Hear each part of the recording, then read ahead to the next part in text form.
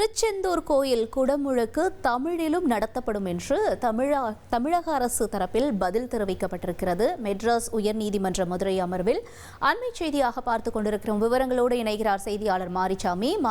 வணக்கம். இந்த வழக்கு தொடர்பான தகவல் என்ன?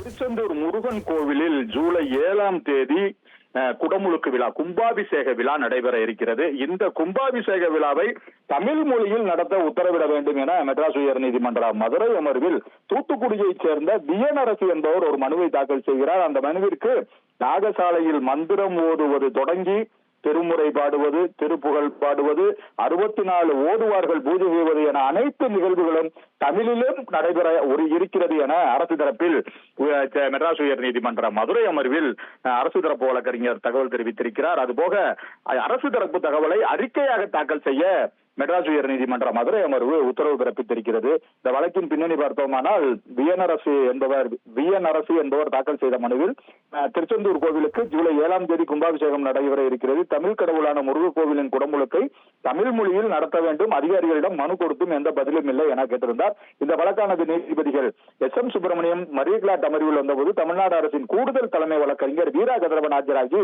கோவில் குடமுழுக்கு நிகழ்வுகள் தமிழில் நடத்த ஏற்பாடுகள் செய்யப்பட்டிருக்கிறது தெரிவித்தார். கோவில் தரப்பில் யாகசாலைகள் மந்திரம் ஓதுவது தொடங்கி அனைத்து நிகழ்வுகளும் தமிழிலும் நடைபெற இருக்கிறது என கூறினார். அதையடுத்து நீதிபதிகள் இந்த தகவலை அறிக்கையாக தாக்கல் செய்யுங்கள் என கூறி, அதுபோக இது தொடர்பாக நிலுவையில் உள்ள வழக்குகளோடு சேர்த்து இந்த வழக்குகளையும் பட்டியலிட உத்தரவிட்டு வழக்கை ஒத்தி வைத்திருக்கிறார்கள். உங்கள் தந்திவன் தொலைக்காட்சியில் கணபதியே வருவாய் தினமும் காலை 7 மணிக்கு காண தவறாதீர்கள்.